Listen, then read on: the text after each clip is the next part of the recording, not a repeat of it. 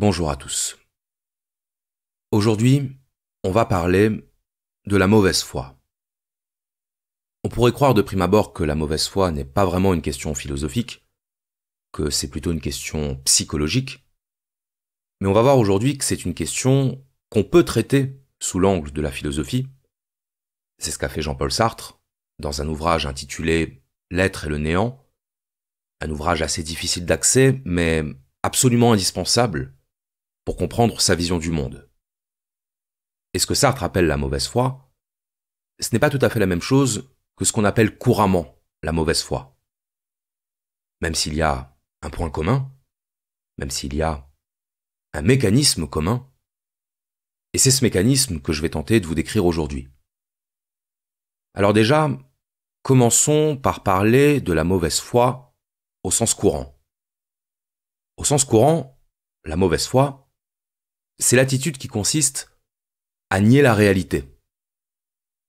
C'est l'attitude qui consiste à soutenir une idée, à soutenir une opinion, que l'on sait être fausse, que l'on sait être contraire à la vérité, parce que la vérité ne nous arrange pas.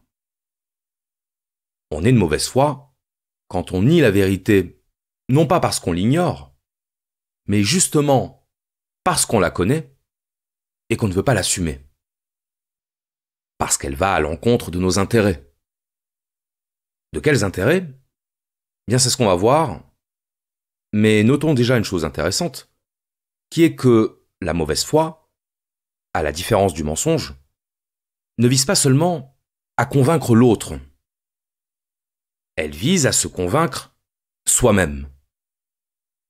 L'individu de mauvaise foi, c'est celui qui tente de se mentir à lui-même. Quand on ment à quelqu'un, on ne cherche pas à se convaincre soi-même de son mensonge. On cherche à convaincre l'autre. Alors que, dans la mauvaise foi, on a besoin de croire dans son mensonge. On sait au fond de nous que ce qu'on dit est faux, mais on essaye quand même. On a besoin d'y croire, quitte à reconstruire la réalité. Et pour bien vous montrer cette différence entre le mensonge et la mauvaise foi, on va prendre un exemple. Vous êtes invité à manger chez vos beaux-parents. Belle-maman a fait un pot-au-feu, et sauf que belle-maman n'a pas laissé la viande cuire assez longtemps. Et du coup, c'est pas bon. Le problème, c'est que vous n'avez pas du tout envie de lui dire que c'est pas bon. Parce que ça se fait pas. Parce que vous avez été bien éduqué et que vous avez appris qu'on ne crache pas sur la main qui nous nourrit. Donc qu'est-ce que vous allez dire ? Vous allez rien dire. En espérant que belle-maman, on va l'appeler Corinne, en espérant que Corinne ne vous demande pas si c'était bon. Et évidemment, au bout d'une minute, Corinne pose la question fatidique. Ça vous plaît ? C'est délicieux, Corinne. Je vais juste rajouter un peu de sel, mais c'est délicieux. Ça, c'est un mensonge. Ce qu'on appelle un pieux mensonge. Mais la mauvaise foi, c'est pas tout à fait la même chose. La mauvaise foi, c'est quand vous êtes dans la voiture, au retour, que votre femme vous dit que le pot-au-feu était raté, et que vous lui dites « Ah, t'exagères. Moi, j'ai trouvé ça bon. Elle cuisine très bien, Corinne. » Ça, c'est de la mauvaise foi. C'est de la mauvaise foi parce que là, vous essayez de vous convaincre vous-même de votre mensonge. Dans le mensonge pur, il y a au moins l'honnêteté de ne pas en rajouter. Alors que dans la mauvaise foi, il y a persistance dans le mensonge au-delà de la nécessité. On ne ment plus pour se tirer d'affaire. On ment parce qu'on n'assume pas la réalité de ce qu'on pense. Mais votre femme vous connaît bien, et elle sait, elle, que vous êtes de mauvaise foi. Elle vous le dira d'ailleurs. C'est bon, tu peux me le dire à moi. C'était pas bon. Et si là vous continuez à dire que c'était bon, si vous faites mine de ne pas être d'accord avec votre femme, parce que vous avez décrété qu'il fallait dire que c'était bon, même si ça ne l'était pas, vous êtes dans la mauvaise foi. La différence entre le mensonge et la mauvaise foi, c'est que le mensonge est assumé comme mensonge. Il est assumé comme mensonge par notre conscience. On sait que ce qu'on dit est faux quand on ment. Alors que la mauvaise foi, c'est la surcouche d'auto-persuasion. C'est la surcouche d'auto-aliénation par laquelle on cherche à intégrer notre mensonge dans la réalité. Un peu comme une pièce de puzzle qui ne s'emboîterait pas, et qui fait qu'au lieu de changer la pièce, on va changer le puzzle, pour que ça puisse rentrer. Le puzzle, c'est la réalité. Changer le puzzle, c'est modifier la réalité pour que notre mensonge n'en soit plus un. On va prendre un autre exemple qui va nous permettre d'aller un peu plus loin. Imaginez que vous connaissez quelqu'un qui a fait quelque chose de condamnable. Par exemple, quelqu'un qui aurait commis un vol. Et imaginez que cette personne qui a commis un vol, vous la connaissez, mais vous ne l'aimez pas. Pour des raisons qui vous regardent. Parce que vous n'aimez pas sa tête, ou parce que vous avez un vieux contentieux, peu importe. Bon, qu'est-ce que vous allez dire à propos de cette personne que vous n'aimez pas et qui a commis un vol? Vous allez dire tout le mal que vous en pensez. Vous allez dire, c'est honteux. C'est une crapule. Il n'a pas de dignité. Bref, tout le florilège. C'est ça que vous allez dire. Vous n'aurez pas besoin de vous forcer. Maintenant, imaginez que cette personne, ce n'est plus quelqu'un que vous n'aimez pas. C'est au contraire quelqu'un que vous aimez. Quelqu'un pour qui vous avez de l'estime. Dans ce cas-là, qu'est-ce que vous allez dire? Peut-être que vous allez tenir exactement le même discours, mais il est beaucoup plus probable que vous nuanciez vos propos. Que vous disiez, mince, mais pourquoi est-ce qu'il a fait ça? Il doit y avoir une raison. Sans doute qu'il était dans le besoin. Sans doute que c'était une question de vie ou de mort. Et puis est-ce qu'on est bien sûr que c'est lui qui a commis ce vol? Est-ce qu'on a des preuves? Et puis un vol, c'est pas si grave.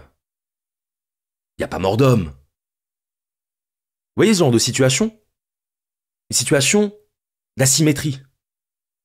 Ce qu'on appelle couramment deux poids, deux mesures. Deux poids, deux mesures, ça veut dire qu'on ne va pas être neutre dans notre jugement. On ne va pas être impartial. Dans un cas, on va vouloir enfoncer la personne. On va vouloir occulter les circonstances pour pouvoir la charger au maximum. Et dans l'autre cas, on va vouloir comprendre.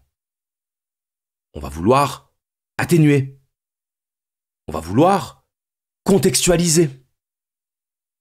Autrement dit, on va faire preuve d'une complaisance qu'on jugerait déplacée si quelqu'un faisait preuve de cette même complaisance à l'égard de la personne qu'on n'aime pas. Eh bien, c'est ça la mauvaise foi. C'est la mauvaise foi parce que c'est une adaptation du discours à nos intérêts. Je n'ai pas intérêt à blâmer quelqu'un pour qui j'ai de l'estime. Parce qu'alors, je vais devoir me justifier intérieurement d'avoir de l'estime pour quelqu'un de condamnable.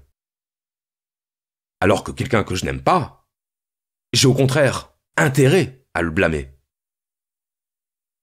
Parce que ça confortera l'opinion que j'ai de cette personne.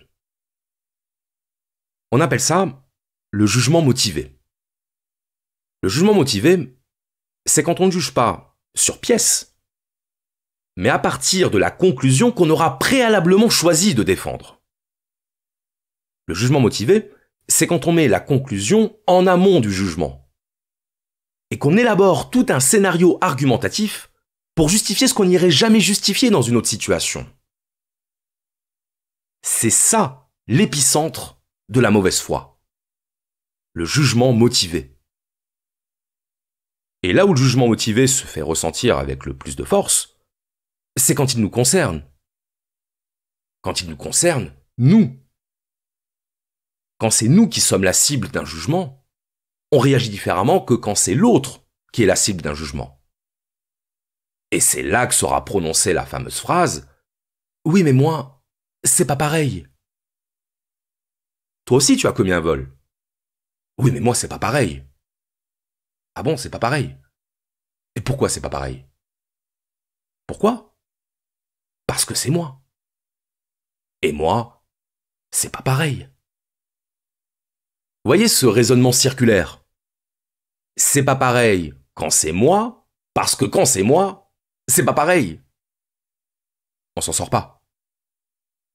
Et celui qui se justifie en disant c'est pas pareil, il ne se sent pas du tout en train de mentir. Il ne se sent pas du tout de mauvaise foi. Il pense sincèrement que c'est pas pareil. Et s'il le pense sincèrement, c'est parce que la mauvaise foi consiste justement à détourner les yeux de son propre mensonge. La mauvaise foi, c'est trouver des raisons quand on a besoin de raisons.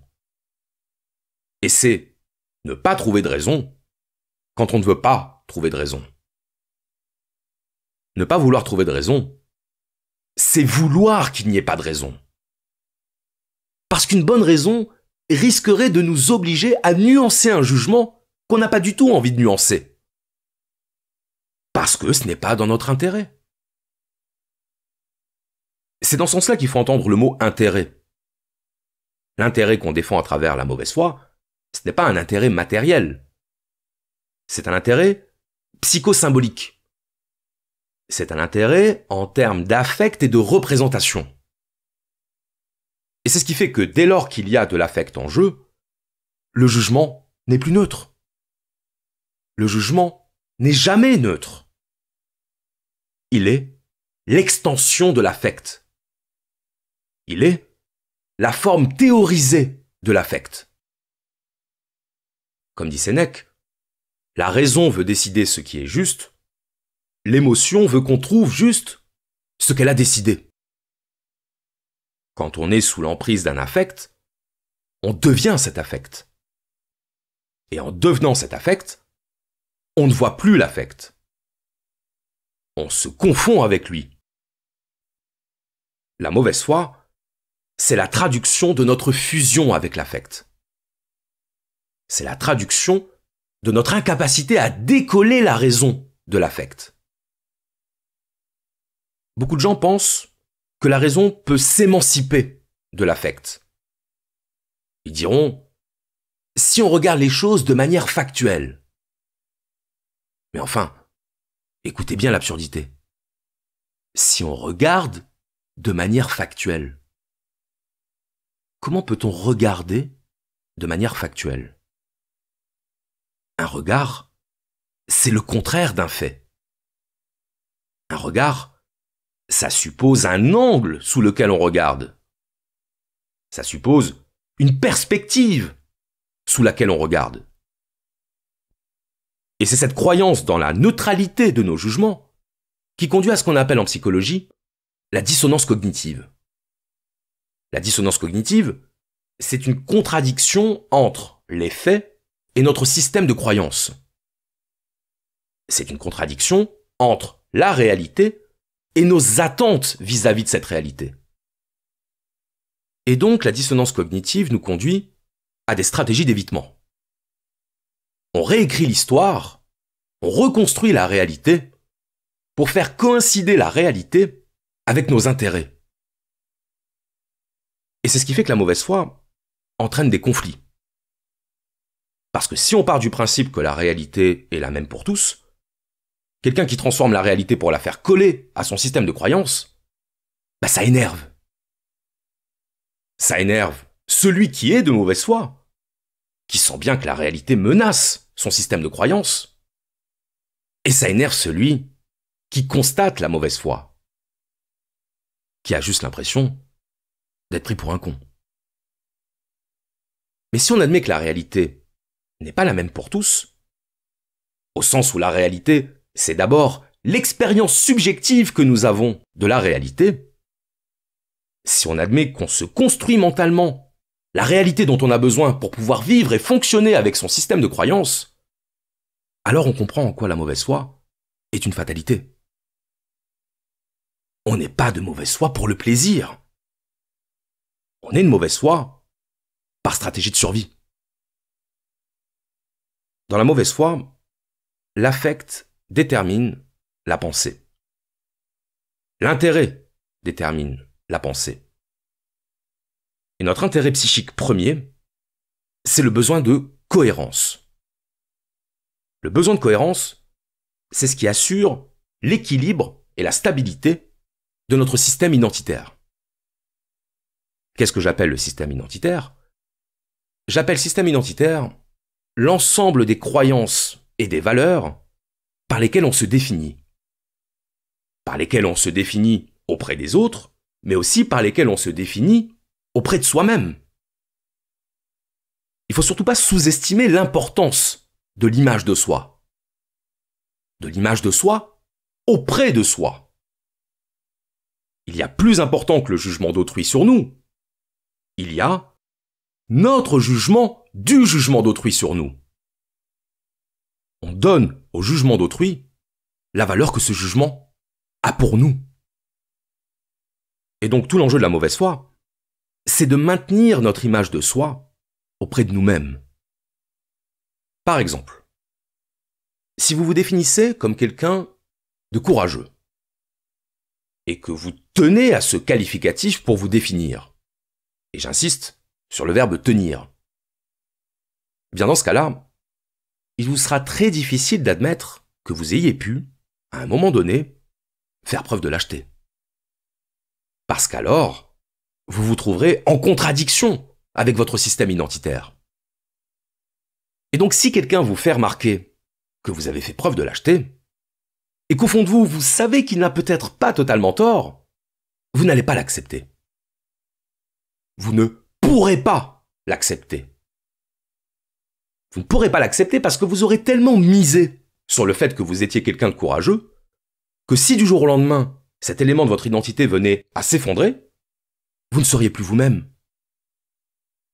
Vous ne seriez plus rien. Donc vous allez être de mauvaise foi.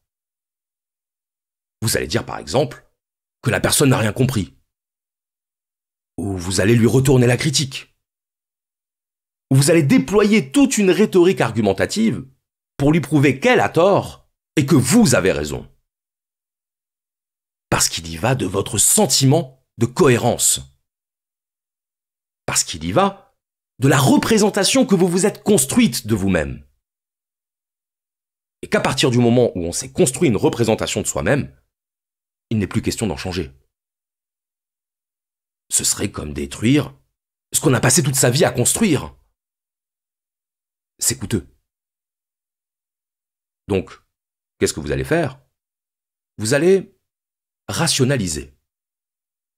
Rationaliser, c'est-à-dire que vous allez réagencer la réalité par le discours pour montrer que votre comportement était en réalité parfaitement légitime et approprié.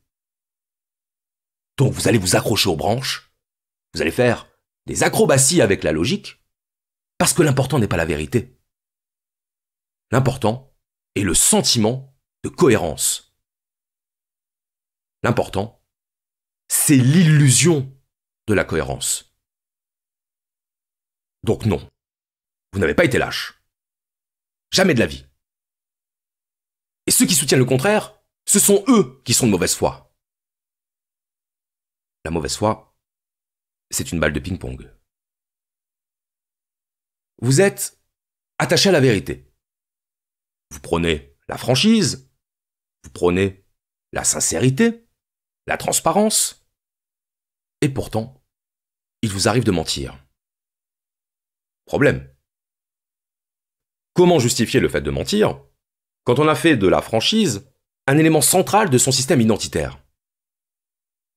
C'est contradictoire. Et donc, pour résoudre cette contradiction, on va mobiliser une stratégie. Par exemple, le contexte. J'ai menti, oui, mais parce que le contexte l'exigeait. J'ai menti parce que je n'avais pas le choix. Et si je n'avais pas le choix, eh bien mon mensonge n'en est plus totalement un. Je n'ai pas vraiment menti. J'ai composé avec les circonstances. Et si on est assez habile intellectuellement, on arrivera sincèrement à se convaincre que ces incohérences n'en sont pas. On arrivera sincèrement à se convaincre qu'il n'y a pas de contradiction entre le fait de se définir comme quelqu'un d'attaché à la vérité et le fait de mentir ouvertement. Par contre, si c'est l'autre que je surprends en train de mentir, alors là, il n'a aucune excuse. Il ne peut pas en avoir. Lui trouver une excuse, ce serait considérer que ce que je prône comme une valeur fondamentale de mon système identitaire n'a en fait pas de valeur. Et ça, c'est pas possible. Et c'est très important de comprendre ça parce que tout part de là. Tout part du système identitaire et de ce qu'on est prêt à faire pour maintenir sa stabilité. Je disais tout à l'heure que si une faille apparaissait dans notre système identitaire, autrement dit, si une incohérence venait à s'établir entre notre représentation de nous-mêmes et la réalité de notre comportement, notre équilibre psychique était en péril. Car alors, nous ne sommes plus ce que nous prétendons être. Et là, on touche au cœur de l'analyse de Sartre sur la mauvaise foi. Ce que nous dit Sartre, c'est que nous avons besoin d'une représentation de nous-mêmes. Nous avons besoin d'une identité par laquelle nous définir. En ce sens, nous sommes tous des essentialistes qui s'ignorent. Des platoniciens qui s'ignorent. Parce que pour Platon, au-delà des choses qui sont dans notre bas monde, il y a l'essence des choses. Et l'essence d'une chose, elle est fixe. Elle est immuable. Si une chose perd son essence, elle n'existe plus. Elle n'est plus soutenue par rien. Et bien de la même façon, nous nous donnons une essence, nous nous définissons selon cette essence, et cette essence devient notre raison d'être. On en a vu quelques exemples tout à l'heure. Se définir comme courageux, se définir comme attaché à la vérité, tout ça, ce sont des essences. Et peu importe que ces essences ne correspondent pas à la réalité, ce qui compte, c'est de s'identifier à une essence. Parce qu'au fond, ce qu'on exprime à travers la mauvaise foi, ce n'est pas tant la peur d'avoir tort, c'est la peur de ne plus savoir qui on est. C'est la peur de ne plus être rien. Ce qu'on redoute, c'est la désagrégation de notre identité. C'est l'anéantissement du moi. Sartre faisait partie du courant existentialiste. On a déjà eu l'occasion d'expliquer ce qu'était l'existentialisme, donc je vais simplement me contenter d'un bref rappel. L'existentialisme, c'est la vision selon laquelle l'être humain est le seul maître de son existence. Autrement dit, selon laquelle nous sommes fondamentalement libres de choisir ce que nous sommes. L'existentialisme s'oppose à deux courants. Il s'oppose à l'essentialisme, mais il s'oppose également au déterminisme. Et si on arrive à comprendre cette double opposition, si on arrive à comprendre en quoi la vision existentialiste est à la fois un anti-essentialisme et un anti-déterminisme, on comprendra du même coup en quoi l'être humain est pour ainsi dire prédisposé à la mauvaise foi. Alors d'abord, l'essentialisme. L'essentialisme, comme son nom l'indique, c'est l'idée selon laquelle les êtres humains posséderaient une essence. Autrement dit, qu'ils posséderaient une nature dont ils ne pourraient pas s'affranchir. Avoir une essence, c'est avoir une identité figée. Or, on a vu que la mauvaise foi repose justement sur cette tendance de l'homme à essentialiser. On devrait dire à s'auto-essentialiser. On se donne une nature, courageux, sincère, et à partir de cette nature, on réécrit notre récit existentiel. Et ce que nous dit Sartre, c'est que cette essentialisation est le fruit de notre angoisse. Pourquoi ? Parce qu'essentialiser, c'est donner des contours aux choses. L'identité fonctionne sur le principe de l'essentialisation. Quand les choses sont identifiables, elles sont maîtrisables. On peut se repérer grâce à elles. Et en se donnant une identité, on se soulage de l'angoisse liée à l'indétermination. Remarquez comme l'inquiétude se nourrit de l'indétermination. Elle se nourrit de l'inconnu. Plus les choses sont indéfinies, plus on est inquiet. Plus elles sont définies, plus on est rassuré. Et c'est d'autant plus valable pour nous, êtres humains, parce qu'à bien y regarder, nous sommes ce qu'il y a de plus indéterminé. C'est ça que nous dit l'existentialisme. L'être humain est fondamentalement indéterminé. Sartre va encore plus loin, il dit « L'être humain n'est rien ». Il n'est rien parce que son être se confond avec ses choix. Son être se confond avec ses actions. Et chacune de nos actions est un arrachement au néant. En agissant, on choisit un chemin parmi une infinité de chemins possibles. Et avoir conscience de ça, avoir conscience du néant fondamental de notre condition originelle, c'est entrer dans l'angoisse. Se donner une essence, c'est se donner une consistance. C'est remplir le néant de notre identité d'un rôle qui nous permet non seulement de savoir qui on est, mais de le proclamer au monde. Étant entendu que plus on a besoin de proclamer son essence au monde, plus on fait la démonstration de notre angoisse de n'être rien.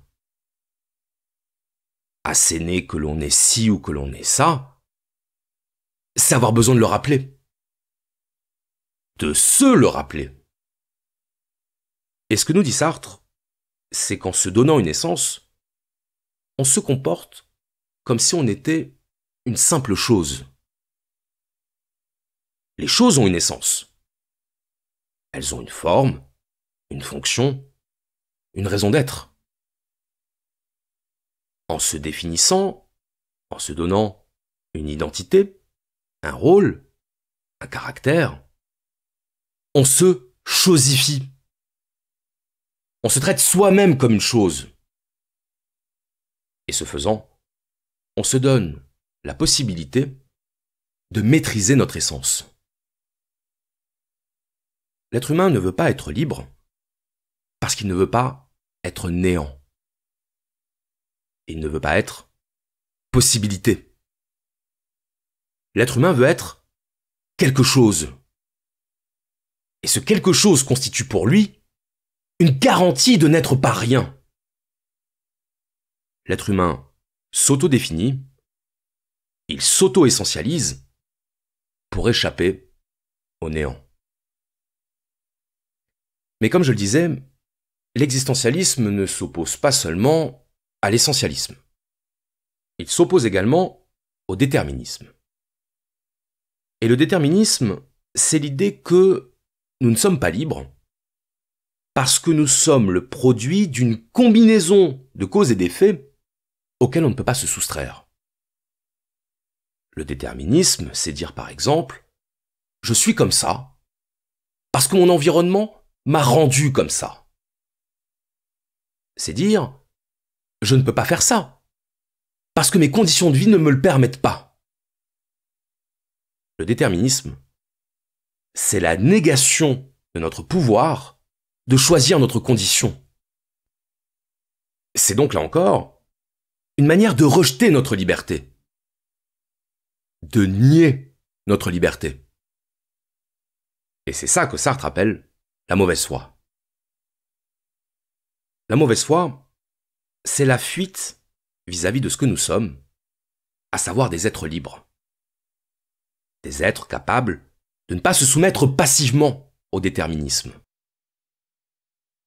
Sartre ne pensait pas que le déterminisme n'existait pas, mais il pensait qu'on ne pouvait pas imputer au déterminisme la responsabilité de nos choix. On peut rendre le déterminisme responsable de ce qui arrive, mais on ne peut pas rendre le déterminisme responsable de la manière dont on réagit à ce qui arrive.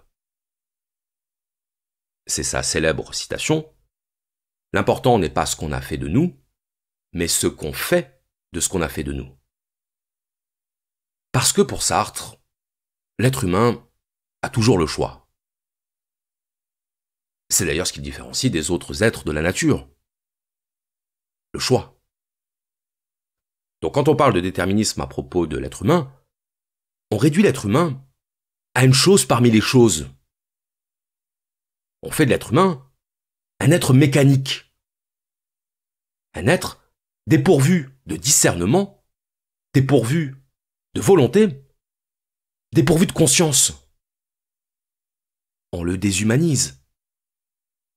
On se déshumanise.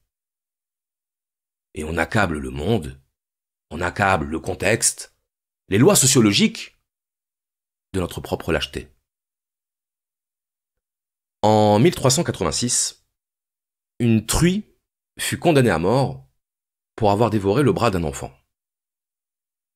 Il y eut un procès, à l'issue duquel la truie fut reconnue coupable. On l'habilla d'une robe, d'une veste, de gants. On la conduisit à l'échafaud, où elle fut pendue devant la foule attroupée. On demanda même aux paysans de venir voir l'exécution de la truie avec leurs cochons, pour que cela leur serve de leçon. Si cette histoire nous paraît grotesque, c'est pour une raison très simple, qui est qu'on ne peut raisonnablement pas tenir une truie pour responsable de ses actes. La responsabilité implique d'être doté d'une raison. Et ce que nous dit Sartre, c'est que si on trouve absurde de tenir une truie pour responsable de ses actes, on devrait trouver tout aussi absurde de ne pas tenir l'être humain pour responsable de ses actes.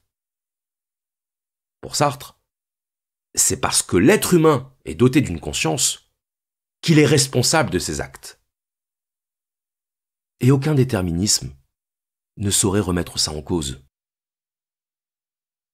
Sartre ne nie évidemment pas que notre comportement soit soumis à des influences.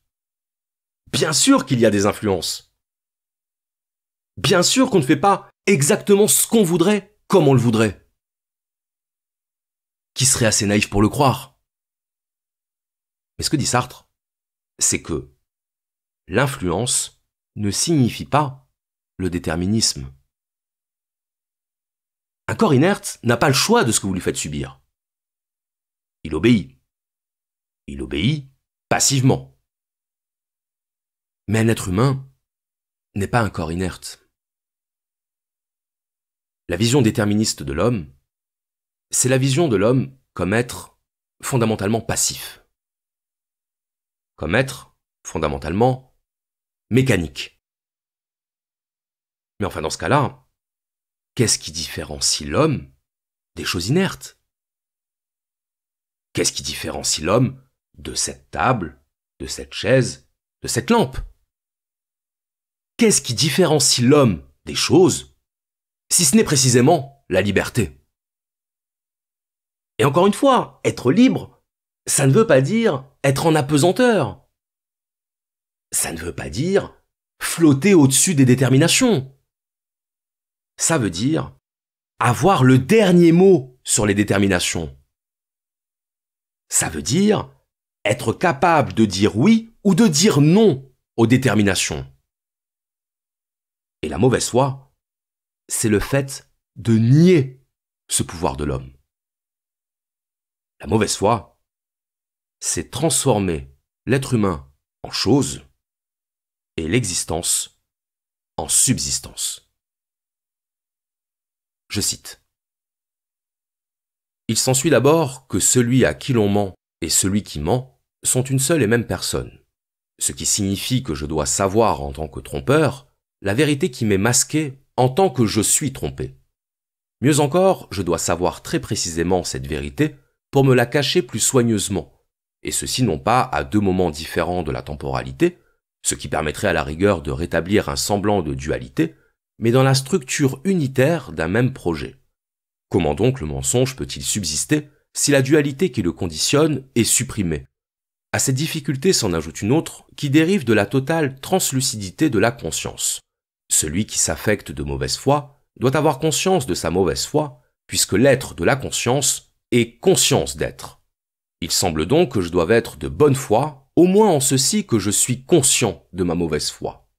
Mais alors, tout ce système psychique s'anéantit. On conviendra en effet que si j'essaie délibérément et cyniquement de me mentir, j'échoue complètement dans cette entreprise. Le mensonge recule et s'effondre sous le regard. Il est ruiné, par derrière, par la conscience même de me mentir, qui se constitue impitoyablement en deçà de mon projet, comme sa condition même. Il y a là un phénomène évanescent, qui n'existe que dans et par sa propre distinction. Certes, ces phénomènes sont fréquents, et nous verrons qu'il y a en effet une évanescence de la mauvaise foi. Il est évident qu'elle oscille perpétuellement entre la bonne foi et le cynisme. Toutefois, si l'existence de la mauvaise foi est fort précaire, si elle appartient à ce genre de structure psychique qu'on pourrait appeler métastable, elle n'en présente pas moins une forme autonome et durable.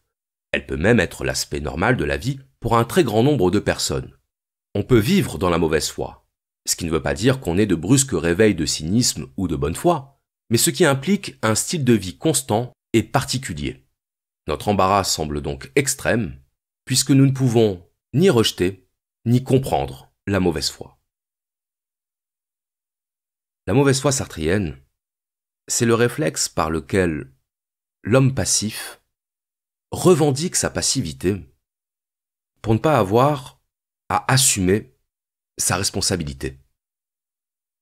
Et si Sartre utilise l'expression de mauvaise foi, c'est parce qu'il considère que la négation de notre responsabilité correspond à la négation d'une vérité, de la seule vérité qui soit, à savoir que l'être humain est libre. Non pas libre de ne plus subir d'influence, mais libre de ne pas se laisser passivement transporter par les influences. Un bateau sur l'océan, c'est un bateau livré au déterminisme. Il va être entraîné par les courants.